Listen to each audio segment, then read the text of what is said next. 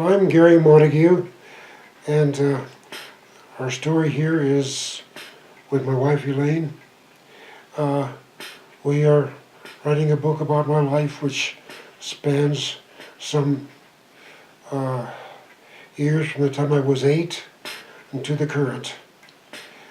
I was the son of a farm family and started off in Colorado, Alamogordo, Colorado, where I was born, and stayed until I was like 3 years old.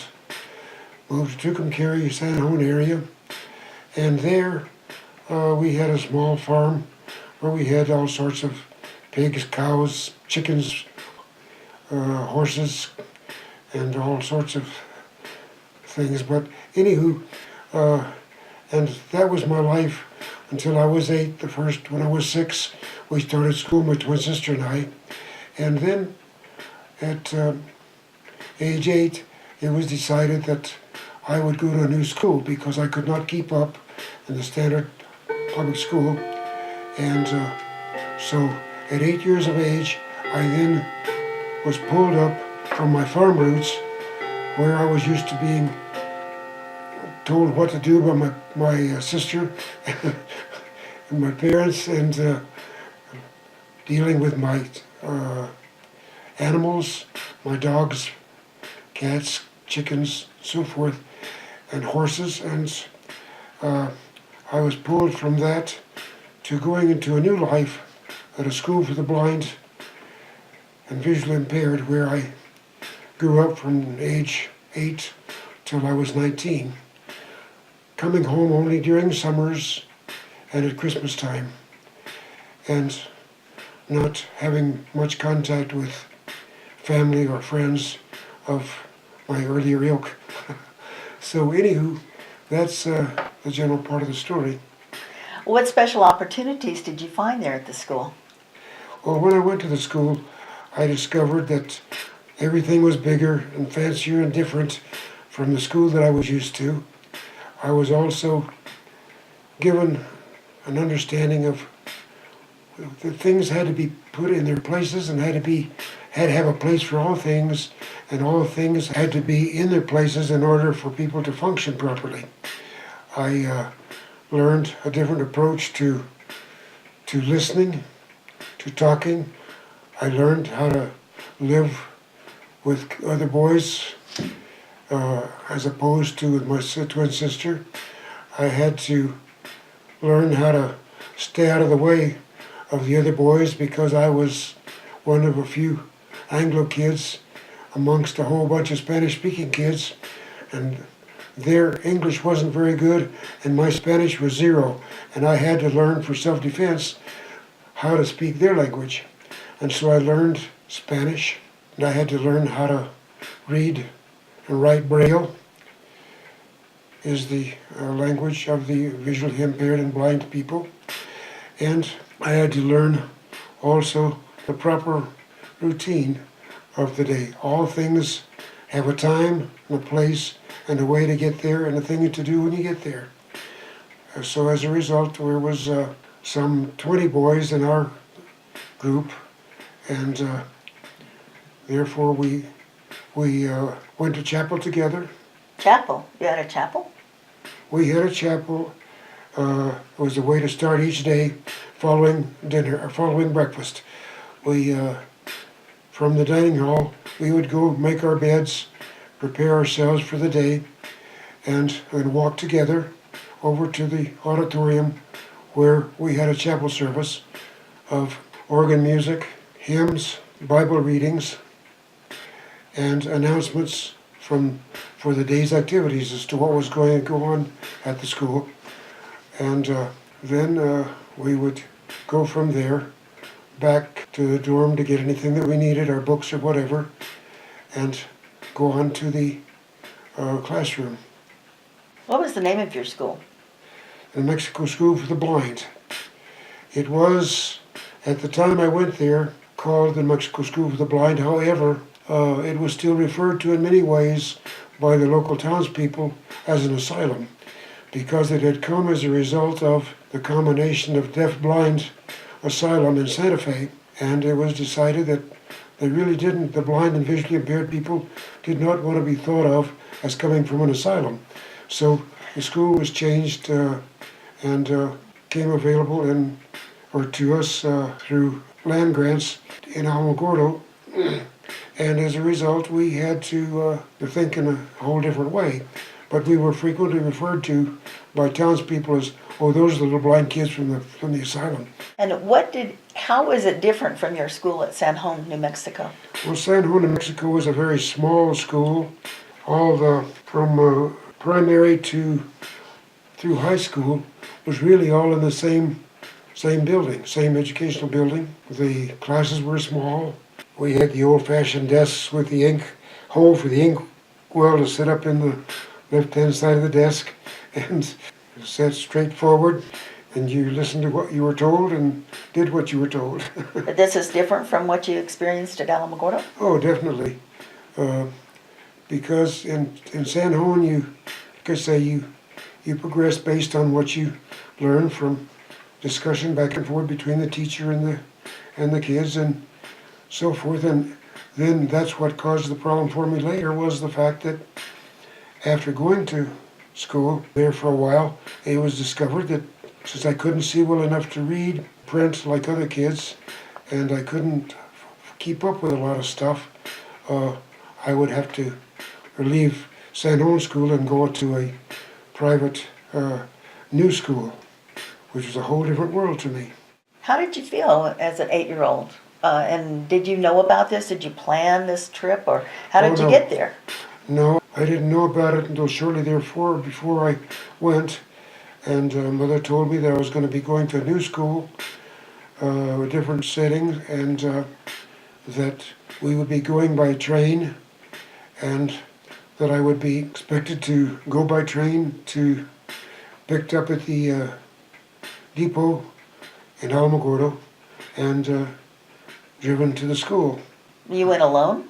No, my mother went with me, and we took the train ride, and she would keep me company while I tried to sleep on a train which was moving around, and it was a whole new world, and I was very, very uncomfortable. Like every little sound, what was that? What's that? You sort of caught on to what was going on, and then you learned that the train was a big monster, and you have to learn to live with it. What was the reason your mother gave for sending you away? She felt that I needed to go somewhere where I could learn to read and write and grow and become a human being, as instead of being always left out as I was at first school, because there I couldn't keep up with the other kids, and I was a scapegoat for the other kids on the playground, because after all, who's that old blind boy? Who's that guy? So I had problems there and with that, and so it was decided it was best for me, my own development, to go off to a special school. Okay, now I see here you have this tool, and can you tell me what is this thing here? Oh, this is a slate, a Braille slate, which is what we used to write with, and it's made up of 4 rows of cells. Each cell consists of 6 dots, 2 at the top, 2 in the middle, and 2 at the bottom. And then writing is done. Here it is. With a stylus, which is a little pointed instrument that you hold in your hand. The paper is placed in the stylus. I had it set up.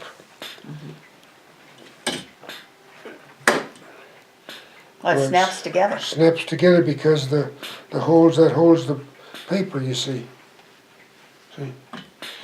And then you make your letters, starting A is the top right hand dot, B would be the top and next dot down, C would be top right hand dot and left hand dot. that would make C, and so forth through the alphabet. How would you describe your vision? My vision is limited, but much better than people without sight, enough so that I was able to act more or less as a guide to my fellow students. And as I grew older, I was able to be their guide down from school to downtown to shop, to go back to school or whatever, or around campus. And the way that was done was they would take me by the arm, and then I would walk away, or we would walk away down the sidewalk or wherever it was we were going. And if you were going for meals to the dining hall or anywhere you went, we lined up to go almost anywhere if it were in a group. And the sighted, the blind would usually take the arm of the sighted. Another way would be to lay your hand on the person's shoulder, or to follow along. Go. When I first went to the school, I learned that what the room was like, that each of us had a chair, a bed, and a locker, and there was a certain way that you hung your clothes, that you placed your shoes and stuff in the locker so you knew what was yours and what was not. And then when you went into the classroom, you learned more about arithmetic, which was done in two ways. One is when you were learning math problems, they used a slate, which was about 8 inches long, I guess, and about 5 inches high, has a tray on one end, and was full of little holes, kind of like the cells on a slate, except that the holes were 8-sided, and you used type to set up your problem, so that you might have if you want to say 2 plus 2, you might put 2, and that meant that there was a bar on the end of a little piece of type that was pointed whether 1, 2, 3, 4 in that respect, so that the bar would go across or angle down across the bottom or cross, and this is the way that you set up your numbers from 1 to 10. Well, of course, that was the what I called the hard way to do math. So we learned very quickly. You learn how to add and subtract, multiply and divide mentally, rather than to have to write it down and mess with a type slate, because you weren't writing it, you would be using a type slate. And we used to have a lot of exercises in mental math. For example, we would be asked, how much is 2 and 2? How much is 463 divided by 24? And things like this. And you learned quickly how to do this sort of thing, how to put your numbers in your head in such a way as to spout out the right numbers. And so that's the way we did math. In English, we read books, of course, but in the early years we had to learn to listen, because we're not proficient Braille readers, and we had to learn to listen to the form of material. Did Braille come easy to you? Braille did not come easy to me. That, incidentally, is the writing technique that was developed by Louis Braille, a Frenchman, for use by the blind and visually impaired. And Braille is read with the fingers, usually with the index finger, to read the letter, and the other hand would follow through, and then you'd back up to the next line. So you take the hand back across and read across this way, from left to right, just like you might read print. The thing was, you're not supposed to use your eyes to read it if you can see well enough to do so. So they would put an apron over my hands so that I couldn't see where things were. So I'd have to use my fingers to do it. Well, how did you keep in touch with your family?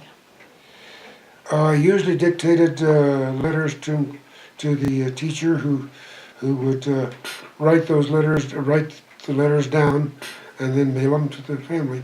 And how often did you see your family? I saw my family at Christmas time and in the summertime, and that was it. Didn't they come visit?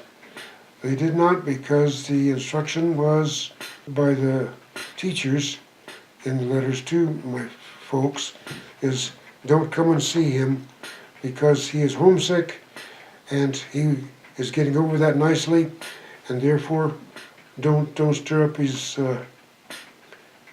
cage by making him remember that he doesn't have his animals handy, and his sister isn't close by, and other things that he's used to are not there for him, so don't come.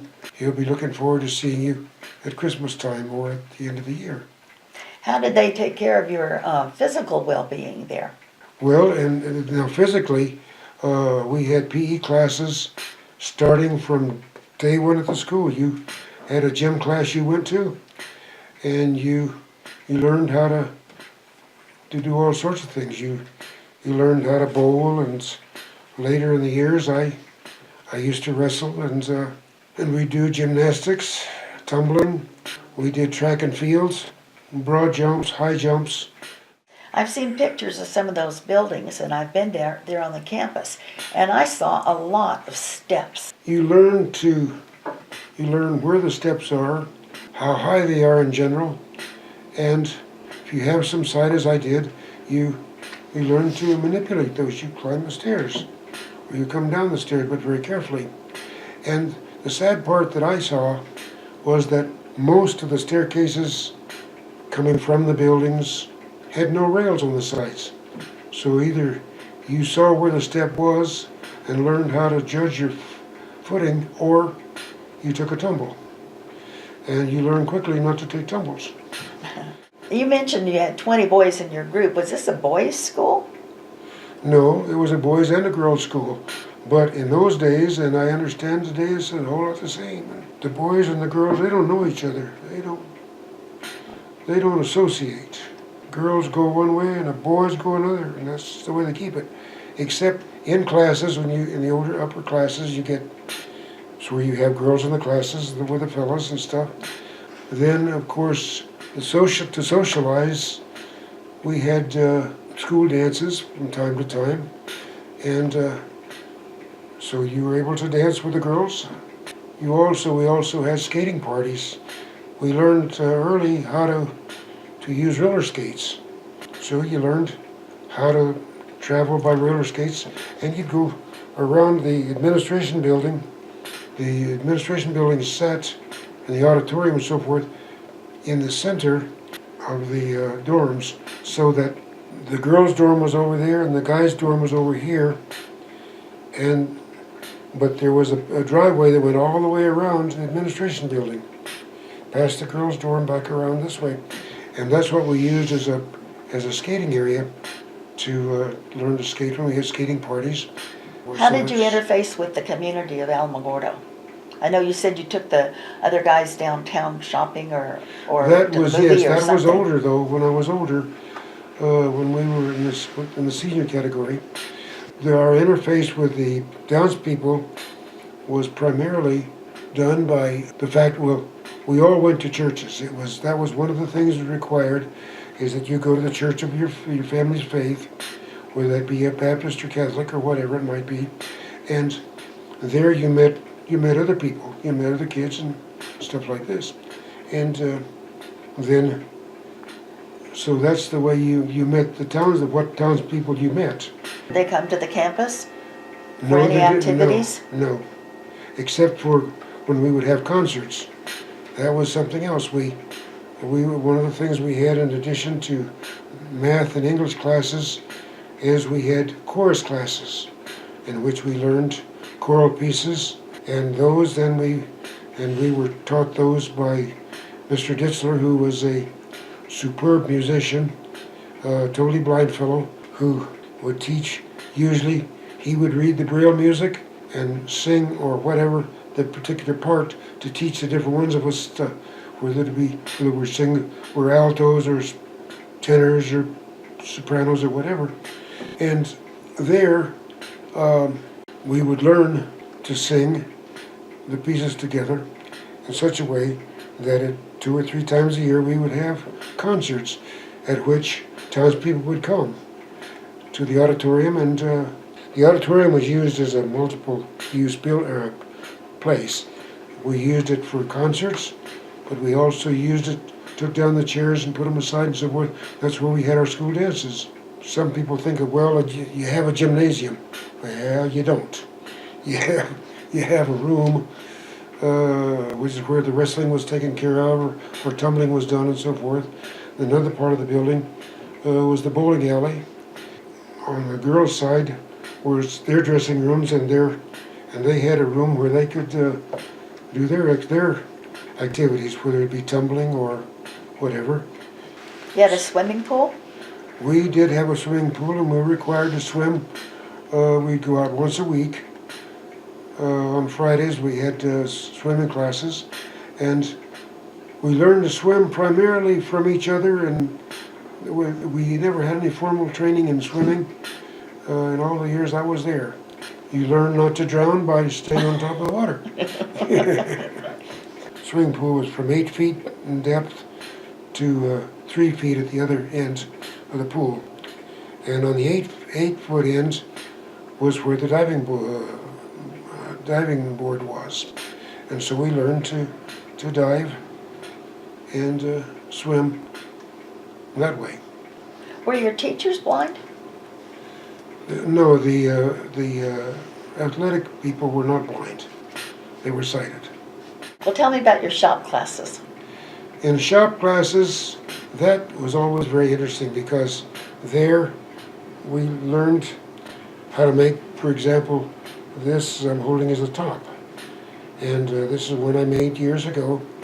And because that's another contest we would have, is spinning tops. And so in class we would learn to operate a lathe and to make things like tops or spindles for legs of tables or whatever. I understand you also made brooms and brushes I made and baskets. Brooms, brushes, and baskets. Oh boy. You mentioned earlier about Braille and Spanish, and those were opportunities. How did and I'm not sure whether the broom making helped or not, how did these things help you long term? Well, Spanish helped me a whole lot because it kept my enemies away from me and helped me to understand what they were talking about. But also, it later in life, when I was in high school, I worked, when I was at home on the farm, we had a lot of broom corn in that area. And the broom corn Was used for making brooms, right? was used for making brooms, but it had to be harvested and so forth. And so to harvest it, you had a whole bunch of pickers. Well, these pickers usually were of Spanish descent, and so therefore they had a building where they lived. I would act as their interpreter, so I could interpret between what the boss said and the workers, what they were supposed to go do or not supposed to do, and also just discuss with them what the boss needed to go get in the way of cooking utensils and so forth, so they could prepare their own meals. So that it helped me that way. So that was summer employment? Yes. Did you have a job during high school, while you were at school also? When I was in school, in high school, I got a job. One of the fellows from our church ran the local food mart, so he gave me a job as a stocker, shelf stocker, and moving carts, and just the general activities of a stock boy at the grocery store. I want to ask you, as we draw this to a close, what was most valuable about going to the school there at Alamogordo, and how did it prepare you, or did it prepare you for college? Well, I think the most important thing was learning, first of all, how things are done. Also, I learned athleticism from the gym classes and stuff like this, which was very, very important because by being more athletically inclined, you weren't as likely to hurt yourself. So as a result, I was protected from other things that could have caused me a lot of trouble otherwise. And then the music was wonderful because that way I learned both singing and performing. And I also, in high school, I taught myself to play the electric steel guitar, and we had a small band, and we'd play for our dances and stuff like that. And I believe you played the violin also. I played the violin, but I never played the violin like at the dances and stuff like that. I played with the orchestra at school. You know, when we had orchestra, I would play violin, but I never. I don't know. I wasn't a fiddler. Were you academically prepared for college? I was very academically prepared for college. I was trained very well, such that whenever come across, whether it be English, literature, whatever it was that required book learning, as they say, I was well prepared because two reasons. One, they had a multiplicity of teachers who were good at teaching, whether it be English, composition, speech, whatever that might be. And we learned how to find out things that we needed to know. And so when I got to college, I discovered that a lot of the kids that I went to college with did not have the background I did. They did not have the grammar. They did not have the language that I had.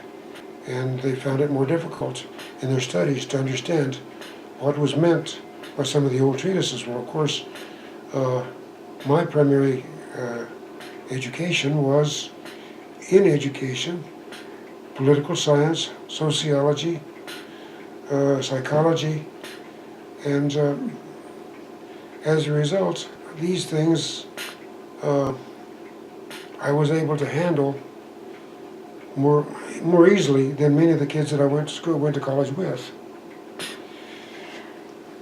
One last question. Yeah. Did your mother make the right decision when she decided that you needed to go away to school? My mother made the perfect decision. She knew that I needed to go. Now, it took me a lot of years to realize that she made the right decision.